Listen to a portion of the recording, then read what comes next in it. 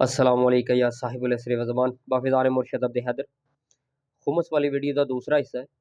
Humus कितना देना है, किस नूं देना है, तो किवें देना है, यदि थोड़ी तरतीब है क्योंकि वीडियो लंबी हो जानी सी कल, इस वजह तो फिर मैं इहदे च बनाती है। कुरान पाक की आयत जेड़ा कुछ तुहानूं गनीमत हासिल होवे, फायदा हासिल होवे, इहदे विच पंजवां हिस्सा यानी हुमस ते अल्लाह दा है, ते उहदे रसूल दा है, ते कराबतदारां दा, ते यतीमां दा, ते मस्कीनां दा, ते इब्ने सबील दा। ਉਹ ठीक है, सूरत अल अनफाल आयत नंबर 41 है। ਹੁਣ ਗੱਲ ਥੋੜੀ ਵਜ਼ਾਹਤ ਕਰਦੇ ਇਸ ਗੱਲ ਦੀ, ਜਿਹੜਾ ਅੱਲਾਹ ਦਾ ਹੈ ਉਹ ਰਸੂਲ ਸੱਲੱਲਾਹੁ ਅਲੈहि ਵਸੱਲਮ ਦਾ ਹੈ, ਕਿਉਂਕਿ ਇਹ ਜੁਦਾ ਕੋਈ ਨਹੀਂ। ਅਗਰ ਰਸੂਲ ਨੂੰ ਵਿੱਚੋਂ ਸਾਈਡ ਤੇ ਕੀਤਾ ਜਾਵੇ ਤਾਂ ਅੱਲਾਹ ਬਚਦਾ ਹੀ ਕੋਈ ਨਹੀਂ। ਪਤ ਕਿਹਨੂੰ ਨਬੀ ਪਾਕ ਨੇ ਫਰਮਾਇਆ ਅੱਲਾਹ ਹੈ ਤੇ ਅੱਲਾਹ ਹੈ, ਠੀਕ ਹੈ।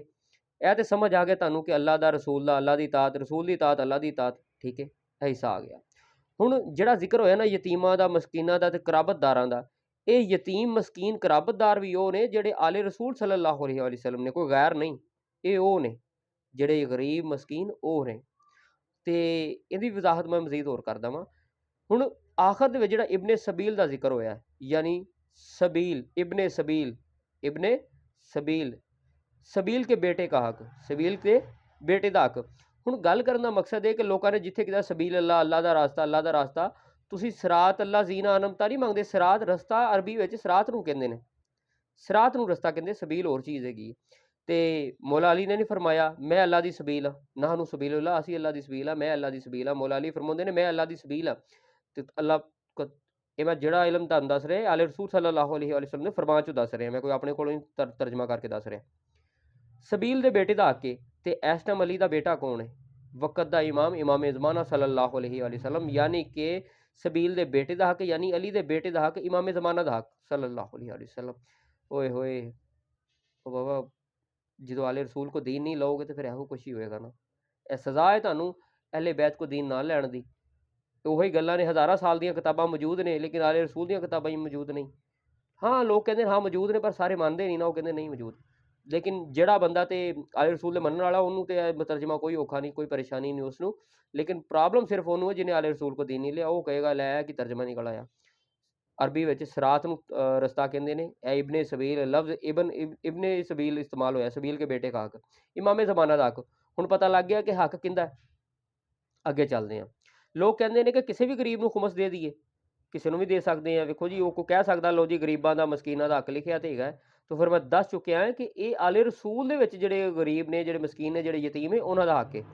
ਫਿਰ ਅਗਲੀ ਗੱਲ, ਜਿੰਦੇ ਤੇ ਖੁਦ ਵਾਜਬ ਹੋਵੇ ਖੁਮਸ ਅਦਾ ਕਰਨਾ ਇਮਾਮ ਜ਼ਮਾਨਾ ਦਾ, ਜਿਸ ਤੇ ਖੁਦ ਵਾਜਬ ਹੋਵੇ ਉਹਦੇ ਤੇ ਖੁਮਸ ਤੇ ਲੱਗਦਾ ਹੀ ਨਹੀਂ, ਉਹ ਹੱਕਦਾਰ ਹੀ ਨਹੀਂ, ਠੀਕ ਹੈ। ਬਾਹਰ ਦਾ ਭਾਵੇਂ ਗਰੀਬ ਵੀ ਹੋਏਗਾ, ਯਤੀਮ ਵੀ ਹੋਏਗਾ, ਮਸਕੀਨ ਵੀ ਹੋਏਗਾ, ਉਸ ਤੇ ਖੁਦ ਵਾਜਬ ਹੈ ਆਪਣੇ ਵਕਤ ਦੇ ਇਮਾਮ ਦਾ ਜਿਹੜਾ ਖੁਮਸ ਕੱਢੇ। ਇੱਕ ਬੰਦੇ ਨੇ ਕਿਹਾ ਮਾਲਕ ਮੈਂ ਤਾਂ ਬੜਾ ਗਰੀਬ ਆ, ਮੈਂ ਪਿਛਲੀ ਵੀਡੀਓ 'ਚ ਵੀ ਕਹਿ ਚੁੱਕਿਆ ਕਿ ਮੈਂ ਬੜਾ ਗਰੀਬ ਹਾਂ, ਮੈਂ ਖੁਮਸ ਨਹੀਂ ਦੇ ਸਕਦਾ, ਮੈਂ ਕੀ ਕਰਾਂ, ਮੈਂ ਤਾਂ ਬੜਾ ਹੀ ਮਾੜਾ ਹੈ। ਤੇ ਮੌਲਾ ਨੇ ਫਰਮਾਇਆ ਫਿਰ ਸਾਡੀ ਵਲਾਇਤ ਸਾਨੂੰ ਵਾਪਸ ਕਰ ਦੇ, ਸਾਡੀ ਮੁਹੱਬਤ ਸਾਨੂੰ ਵਾਪਸ ਕਰ ਦੇ, ਤੂੰ ਬਰੀ ਹੋ ਜਾ, ਠੀਕ ਹੈ।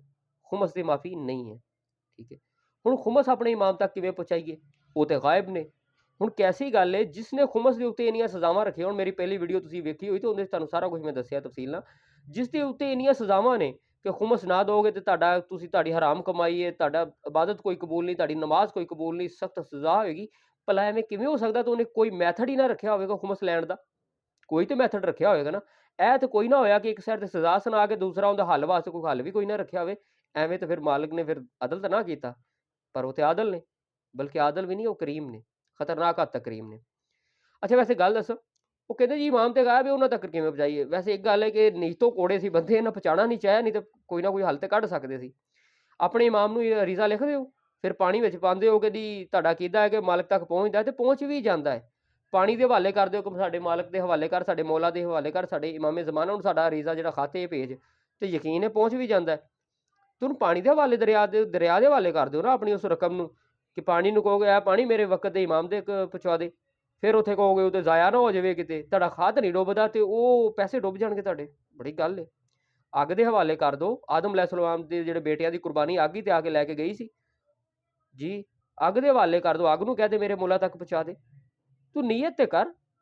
ਅੱਲਾਹ ਪਾਕ ਕੁਰਾਨ ਪਾਕ 'ਚ ਫਰਮਾਉਂਦਾ ਸੂਰਤ ਅਲ ਹਜ ਵਿੱਚ ਆਇਤ ਨੰਬਰ 37 ਵਿੱਚ, ਅੱਲਾਹ ਨੂੰ ਨਾ ਤੁਹਾਡਾ ਜਿਹੜੇ ਕੁਰਬਾਨੀ ਦਾ ਕਰਦੇ ਹੋ ਨਾ, ਅੱਲਾਹ ਨੂੰ ਨਾ ਗੋਸ਼ਤ ਪਹੁੰਚਦਾ, ਨਾ ਹੀ ਖੂਨ ਪਹੁੰਚਦਾ, ਬਲਕਿ ਉਹਨੂੰ ਤਾਂ ਤੁਹਾਡੀ ਪਰਹੇਜ਼ਗਾਰੀ, ਤੁਹਾਡਾ ਤਕਵਾ ਪਹੁੰਚਦਾ ਜੀ। ਉਹਨੂੰ ਤੁਹਾਡੀ ਨੀਅਤਾਂ ਪਹੁੰਚਦੀ ਸੁਣਿਆ, ਠੀਕ ਹੈ। ਤੇ ਤੁਸੀਂ ਹੁਣ ਉਹਨੂੰ ਅੱਗ ਦੇ ਹਵਾਲੇ ਕਰ ਦਿਓ, ਉਹਨੂੰ ਪਾਣੀ ਦੇ ਹਵਾਲੇ ਕਰ ਦਿਓ। ਤੇ ਅਗਰ ਨਹੀਂ ਤੇ ਤੁਸੀਂ ਇਵੇਂ ਕਰੋਗੇ ਕਿ ਜਿਹੜਾ ਕੋਈ ਇਮਾਮ ਜ਼ਮਾਨਾ ਸੱਲੱਲਾਹੁ ਅਲੈहि ਵਸੱਲਮ ਤੱਕ ਰਸਾਈ ਹਾਸਲ ਕਰਦਾ ਹੋਵੇ, ਤੁਹਾਡੇ ਇਲਮ 'ਚ ਕੋਈ ਹੋਵੇ, ਉਹਨੂੰ ਕਹੇਗਾ ਯਾਰ ਮੇਰੇ ਮੌਲਾ ਤੱਕ ਪਹੁੰਚਾ ਦੇ। ਤੇਰਾ ਕੰਮ ਹੀ ਉਹਨੂੰ ਦੇਣਾ, ਉਹ ਭਾਵੇਂ ਖੁਦ ਖਾ ਜੇ, ਮੈਂ ਇਹ ਗੱਲ ਨਹੀਂ ਕਹਿ ਰਿਹਾ, ਉਹ ਭਾਵੇਂ ਖੁਦ ਖਾ ਜੇ, ਤੇਰਾ ਕੰਮ ਹੈ ਆਪਣੇ ਵਕਤ ਦੇ ਇਮਾਮ ਦਾ ਹੱਕ ਕੱਢਣਾ। ਉਹ ਜਾਣੇ ਤੇ ਫਿਰ ਉਹਦਾ ਮੌਲਾ ਜਾਣੇ, ਤੂੰ ਤੇ ਬਰੀਉਲ ਜ਼ਿੰਮਾ ਹੋ। ਲੇਕਿਨ ਖੈਰ ਤੂੰ ਅੱਗ ਦੇ ਹਵਾਲੇ ਕਰ ਦੇ, ਤੂੰ ਪਾਣੀ ਦੇ ਹਵਾਲੇ ਕਰ ਦੇ, ਠੀਕ ਹੈ, ਜਾਂ ਉਸ ਨੂੰ ਦੇ ਕਿ ਬਈ ਜਿਸ ਦੀ ਵਕਤ ਦੇ ਇਮਾਮ ਤੱਕ ਰਸਾਈ ਹੈ। ਬਸ ਨੀਅਤ ਦਰੁਸਤ ਰੱਖੋ। ਐਵੇਂ ਹੋ ਨਹੀਂ ਸਕਦਾ ਕਿ ਖੁਮਸ ਨਾ ਦੇਣ ਤੇ ਜਿਹਨੇ ਸਖਤ ਸਜ਼ਾ ਰੱਖੀ ਹੋਵੇ ਤੇ ਉਹਨੇ ਖੁਮਸ ਲੈਣ ਦਾ ਰਸਤਾ ਵੀ ਬੰਦ ਕੀਤਾ ਹੋਵੇ, ਤਾਂ ਬੰਦਾ ਕਹੇ ਮਾਲਕਾ ਅਸੀਂ ਜਾਈਏ ਕਿੱਥੇ, ਕਿ ਤੂੰ ਸਾਨੂੰ ਇੱਕ ਸਾਈਡ ਤੇ ਖੁਮਸ ਵਾਸਤੇ ਇਹਦੀ ਵਾਰਨਿੰਗ ਵੀ ਸੁਣਾਤੀ, ਉਤੋਂ ਲੈਣ ਦਾ ਕੋਈ ਮੈਥਡ ਵੀ ਕੋਈ ਨਹੀਂ। ਐਵੇਂ ਨਹੀਂ, ਤੂੰ ਨੀਅਤ ਸੱਚੀ ਕਰ, ਠੀਕ ਹੈ। ਲੈਣ ਦੇ ਤਰੀਕੇ ਬੜੇ, ਤੂੰ ਨੀਅਤ ਤੇ ਕਰ ਦੇਣ ਦੀ। ਜੇ ਖੁਮਸ ਦਾ ਬਾਰਾ ਹੁਣ ਤੁਹਾਨੂੰ ਪਤਾ ਲੱਗ ਹੀ ਗਿਆ ਕਿ ਕਿੱਡੀ ਸਖਤ ਸਜ਼ਾ ਹੈ, ਨਾ ਦੇਣ ਤੇ ਕਿੱਡੀ ਸਜ਼ਾ ਹੈ, ਤੇ ਫਿਰ ਮੈਥਡ ਵੀ ਤਾਂ ਉਹਨੇ ਕੋਈ ਰੱਖਿਆ ਹੈ ਨਾ, ਐਵੇਂ ਤਾਂ ਨਹੀਂ ਉਹਨੇ ਕੋਈ ਮੈਥਡ ਨਾ ਰੱਖਿਆ ਹੋਵੇ। ਮੈਨੂੰ ਕਈ ਬੰਦੇ ਸਵਾਲ ਕਰਦੇ ਨੇ ਕਿ ਮੌਲਾ ਤੱਕ ਮਾਰਫਤ ਕਿਵੇਂ ਹਾਸਲ ਕਰੀਏ, ਸਾਨੂੰ ਕਿਹੜਾ ਵਿਰਦ ਵਜ਼ੀਫਾ ਕਰੀਏ, ਕਿਵੇਂ ਸਾਨੂੰ ਮੌਲਾ ਤੱਕ ਪਹੁੰਚ ਸਕਦੇ ਹਾਂ, ਮੌਲਾ ਨੂੰ ਕਿਵੇਂ ਮਿਲ ਸਕਦੇ ਹਾਂ। ਤੇ ਮੈਂ ਬੜਾ ਨਾ, ਦੇਖੋ ਜੀ, ਮੈਂ ਆਪਣੇ ਨਾਕਸ ਇਲਮ ਦੇ ਮੁਤਾਬਕ ਮੈਂ ਕਹਿੰਦਾ ਕਿ ਯਾਰ ਜਿੱਥੇ ਤੁਹਾਨੂੰ ਕੁਛ ਇਲਮ ਨਾ ਹੋਵੇ, ਕੁਛ ਵਿਰਦ ਵਜ਼ੀਫੇ ਚੱਲੇ, ਉਹ ਐਸਾ ਪਹਿਲੀ ਗੱਲ ਤਾਂ ਐਸਾ ਵਿਰਦ ਵਜ਼ੀਫਾ ਚੱਲਾ ਹੀ ਕੋਈ ਨਹੀਂ ਜਿਹੜਾ ਮੌਲਾ ਨੂੰ ਲੈਵੇ, ਠੀਕ ਹੈ। ਉਹ ਸਾਰੇ ਚਿੱਲੇ ਛੋਟੇ ਨੇ ਉਹਨਾਂ ਤੋਂ। ਗੱਲ ਕਰਨ ਦਾ ਮਕਸਦ ਹੈ ਜਦੋਂ ਬੱਚਾ ਹੁੰਦਾ ਹੈ, ਬੱਚਾ ਉਹ ਕਿਹੜਾ ਵਿਰਦ ਵਜ਼ੀਫਾ ਕਰਦਾ ਹੈ ਕਿ ਮਾਂ ਉਹਨੂੰ ਦੁੱਧ ਦਿੰਦੀ ਹੈ, ਮਾਂ ਉਹਦਾ ਖਿਆਲ ਰੱਖਦੀ, ਕਿਹੜਾ ਵਿਰਦ ਵਜ਼ੀਫਾ ਕਰਦਾ ਹੈ। ਬੜਾ ਆਸਾਨ ਜਿਹਾ ਹੱਲ ਹੈ, ਬਸ ਰੋ ਪਵੋ ਉਹਦੇ ਅੱਗੇ। ਤੈਨੂੰ ਕੋਈ ਲਫ਼ਜ਼ ਨਹੀਂ ਆਉਂਦਾ, ਕੋਈ ਗੱਲ ਨਹੀਂ ਆਉਂਦੀ, ਉਹਦੇ ਅੱਗੇ ਰੋ ਪੈ ਕਿ ਤੇਰੀ ਮਿਹਰਬਾਨੀ ਮੈਨੂੰ ਨਹੀਂ ਪਤਾ, ਬਸ ਰੋ ਪੈ। ਰੋਣਾ ਐਸੀ ਚੀਜ਼ ਹੈ, ਬੜੀਆਂ ਗਲਤ ਗੱਲਾਂ ਵੀ ਮਨਵਾ ਲੈਂਦਾ ਬੱਚਾ, ਰੋ ਕੇ ਬੜੀਆਂ ਆਪਣੀਆਂ ਨਜਾਇਜ਼ ਗੱਲਾਂ ਵੀ ਮਨਵਾ ਲੈਂਦਾ ਹੈ। ਤੁਸੀਂ ਬਸ ਬੱਚੇ ਹੋ ਉਸਦੇ, ਉਹਦੇ ਸਾਹਮਣੇ ਰੋ ਪਵੋ ਕਿ ਮਾਲਕਾ ਮੈਨੂੰ ਕੋਈ ਨਹੀਂ ਪਤਾ, ਮੈਨੂੰ ਕੋਈ ਵਿਰਦ ਵਜ਼ੀਫਾ ਨਹੀਂ ਆਉਂਦਾ, ਮੈਂ ਕੋਈ ਨਹੀਂ ਪੜ੍ਹਿਆ, ਮੈਨੂੰ ਮੈਂ ਬਿਲਕੁਲ ਜਿਹੜਾ ਨਾ ਮੈਂ ਖਾਲੀ ਹਾਂ, ਠੀਕ ਹੈ। ਤੇ ਤੂੰ ਰੋ ਪਿਆ ਹੁੰਦੀ ਹੈਗੀ, ਉਹ ਆਪੇ ਹੀ ਤੇਰਾ ਮਸਲਾ ਹੱਲ ਕਰ ਦੇਗਾ ਯਾਰ। ਤੂੰ ਕਿਹੜੇ ਲੰਮੇ ਚੱਕਰਾਂ 'ਚ ਪਿਆ, ਵਿਰਦ ਵਜ਼ੀਫਿਆਂ ਦੇ ਵਿੱਚ ਪਿਆ, ਉਹਨੂੰ ਨਹੀਂ ਪਤਾ। ਇਹ ਰੋਣਾ ਜਿਹੜਾ ਨਾ, ਰੋਣਾ ਬਈ ਮੈਨੂੰ ਤੇ ਆਪਣੇ ਨਾਕਸ ਇਲਮ ਨਹੀਂ, ਮੈਂ ਕਹਾਂਗਾ ਸ਼ਾਇਦ ਇਹ ਵੀ ਮਾਲੂਮਾਤ ਹੀ ਹੈ। ਇਹ ਰੋਣਾ ਮੈਨੂੰ ਵੈਸੇ ਇੱਕ ਪ੍ਰੈਕਟੀਕਲੀ ਇੱਕ ਚੀਜ਼ ਲੱਗੀ ਹੈ ਕਿ ਰੋਣਾ ਐਸੀ ਚੀਜ਼ ਹੈ, ਹਾਂ ਉਹ ਤੁਹਾਨੂੰ ਜਾਣਦਾ ਹੋਵੇ, ਮੈਂ ਜ਼ਾਲਮ ਅੱਗੇ ਨਹੀਂ ਕਹਿ ਰਿਹਾ, ਮੈਂ ਤੁਹਾਨੂੰ ਦੁਨੀਆਦਾਰਾਂ ਅੱਗੇ ਰੋਣਾ ਨਹੀਂ ਕਹਿ ਰਿਹਾ। ਉਹ ਜਿਹੜਾ ਕਰੀਮ ਬਾਪ ਹੈ ਨਾ, ਉਹਦੇ ਅੱਗੇ ਜੋ ਤੁਸੀਂ ਰੋਵੋਗੇ ਨਾ, ਤੇ ਉਹਦੇ ਕੋਲ ਫਿਰ ਤੁਹਾਡਾ ਰੋਣਾ ਵੇਖਿਆ ਨਹੀਂ ਜਾਂਦਾ। ਤੇ ਵੈਸੇ ਰੋਣਾ ਝੂਠਾ ਤੇ ਮੈਨੂੰ ਨਜ਼ਰ ਨਹੀਂ ਆਉਂਦਾ ਕਿ ਰੋਣਾ ਝੂਠਾ ਵੀ ਹੁੰਦਾ। ਰੋਣਾ ਤੇ ਫਿਰ ਰੋਣਾ ਹੀ ਹੁੰਦਾ, ਉਹ ਐਵੇਂ ਝੂਠਾ ਥੋੜਾ ਨਿਕਲਿਆ ਜਾਂਦਾ।